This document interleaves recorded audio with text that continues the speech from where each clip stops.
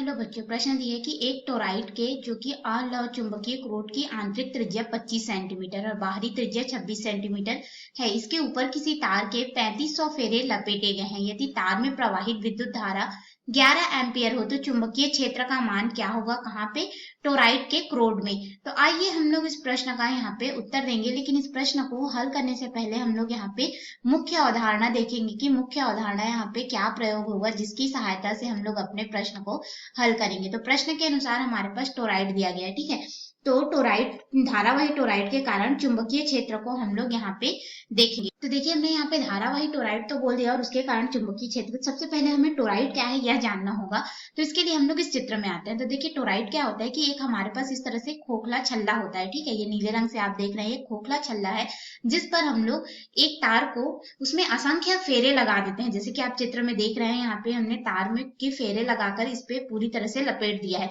यही क्या होता है, हमारा टोराइड होता है। टोराइड में जैसे ही हम लोग विद्युत धारा आई प्रवाहित करते हैं, यह इस तार से होते हुए, पूरे इसमें से होते हुए क्या करता है, इस तरह से बाहर निकलता है। तो ये हमारा एक तरह का बंद परिनालिका के समान इसको समझ सकते हैं, जिसमें सघन फेरे सटाकर हम लोग लपेट दिए हैं, या फिर वृत्ताकार बंद परिनालिका का एक रूप होता है, जिसमें जैसे ही विद्युत धारा हम लोग प्रवाहित करते हैं, तो विद्युत धारा प्रवाहित करने पे हम लोग जानते हैं कि विद्युत धारा जहाँ पे प्रवाहित होता है वहां पे ऑटोमेटिक चुंबकीय क्षेत्र जो है उत्पन्न हो जाता है, ठीक है। तो यहाँ पे चुंबकीय क्षेत्र उत्पन्न हो जाता है। तो इसके अनुसार हमारे पास देखिए, टोराइड में क्या होता है कि ये जो हमने बंद पास लिया है, ठीक है, इसमें क्या किया है कि जिसमें हमने तार के फेरे लगा दिए, तो ये टोराइड में जो हमारे पास क्रोड है, खोखला क्रोड, इसकी दो त्रिज्या होती है। एक तो जो टोराइड का अंदर वाला भाग है जिसे R1 से दर्शा देते हैं, और इसका बाहर वाला जो क्रोड का बाहर वाला हिस्सा है, ठीक है, ये हमारे पास R2 त्रिज्या होती है जो कि आंतरिक त्रिज्या को दर्शाती है, और इसका मान हमें प्रश्न में दिया गया है। तो जब भी हम लोग टोराइड के क्रोड में चुंबकीय क्षेत्र की बात करते हैं, इसमें धारावाही टोराइड पर,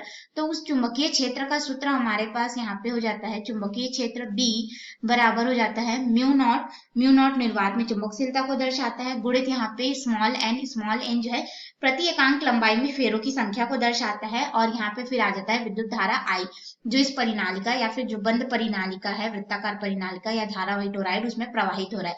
तो इसे समीकरण 1 नाम दे देते हैं। अब इसकी सहायता से अपने प्रश्न को हल करते हैं। तो देखिए, हमारे पास यहाँ पे आंतरिक त्रिज्या और बाहरी त्रिज्या का मान जो है दिया गया है। तो R1 का मान हम लोग को दिया गया है 25 सेंटीमीटर, ठीक है। इसे हम लोग क्या करेंगे कि जो मान दिया गया है इसको एसआई मात्रक में सबसे पहले परिवर्तित कर लेंगे, या फिर इस मान को इसी तरह से रहने देते हैं, जो माध्य त्रिज्या लेंगे उसको हम लोग परिवर्तित कर लेंगे। और R2 का मान हम लोग को दिया गया है 26 सेंटीमीटर। तो हम लोग यहाँ पे सबसे पहले ज्ञात कर लेंगे टोराइड की माध्य त्रिज्या क्या होगी। तो माध्य त्रिज्या को हम लोग कैपिटल R के रूप में दर्शा देते हैं। तो माध्य त्रिज्या हो जाएगा हमारे पास में यहाँ पे R1 धन R2 बटे यहाँ पे हो जाएगा 2। अब इस समीकरण में मान रखेंगे तो R1 का मान 25 सेंटीमीटर धन 26 सेंटीमीटर बटे 2 हो जाएगा, और इसको आगे हल करेंगे तो हमारे पास ये हो जाएगा 51 बटे 2। इसको हल करेंगे तो माध्य त्रिज्या R का जो मान है वह लगभग हमें प्राप्त हो जाएगा 25.5 सेंटीमीटर। इसको मीटर में परिवर्तित करेंगे तो ये हो जाएगा 25.5 गुणित यहाँ पे हो जाएगा 10 की घात ऋण 2 मीटर के रूप में। तो ये हमारे पास हो गया माध्य त्रिज्या का मान।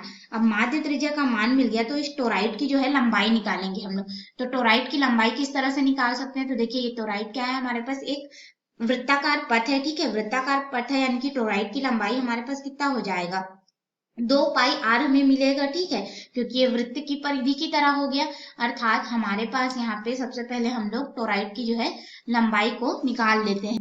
तो टोराइड की लंबाई को स्मॉल r से दर्शा देंगे तो ये वृत्त की परिधि की तरह हो गया है, यानी कि हमारे पास यहाँ पे हो जाएगा 2 पाई, और यहाँ पे ये जो R है इसको हम लोग कैपिटल R लेंगे जो कि माध्य त्रिज्या है। तो देखिए, हमारे पास हो जाएगा 2 गुणित पाई गुणित यहाँ पे रख देंगे R का मान जो कि हमें मिला है 25.5 गुणित यहाँ पे हो जाएगा जो मान है मीटर में परिवर्तित किए हैं 10 की घात ऋण 2 मीटर के रूप में, ठीक है। तो ये हमारा क्या हो गया, टोराइड की लंबाई। इसको गुणा कर देंगे तो लगभग हम लोग को यहाँ पे मान मिल जाएगा लंबाई L बराबर 51 गुणित 10 की घात ऋण 2 मीटर। इसका भी हम लोग अभी प्रयोग करेंगे। तो देखिए, अब प्रति एकांक में जो फेरों की संख्या या चक्करों की संख्या उसको निकालेंगे, जो कि स्मॉल n का मान है, ठीक है। हमारे सूत्र में इसका मान है, तो n बराबर हो जाएगा कैपिटल N जो कि फेरों की संख्या बटे लंबाई L। तो कैपिटल N का मान जो है हमें प्रश्न में दिया गया है कि इसमें फेरों की संख्या जो है कितनी है, 3500 फेरे जो है लपेटे गए हैं। तो इसको हम लोग यहाँ पे रख देंगे तो ये हो जाएगा 3500 बटे यहाँ पे हो जाएगा L का मान जो कि है 51 गुणित 10 की घात यहाँ पे ऋण 2 गुणित पाई मीटर के रूप में। सॉरी, यहाँ पे पाई भी हमारे पास में गुणा होगा, ठीक है। तो यहाँ पे पाई का भी हम लोग गुणा कर देते हैं। तो पाई का मान यहाँ पे रख देंगे 3.14 या फिर इसको इसी रूप में रहने देते हैं। अब हम लोग यहाँ पे आते हैं अपने प्रश्न में हल करने के लिए, जो मुख्य अवधारणा में हमने लिखा था टोरॉइड के क्रोड में चुंबकीय क्षेत्र।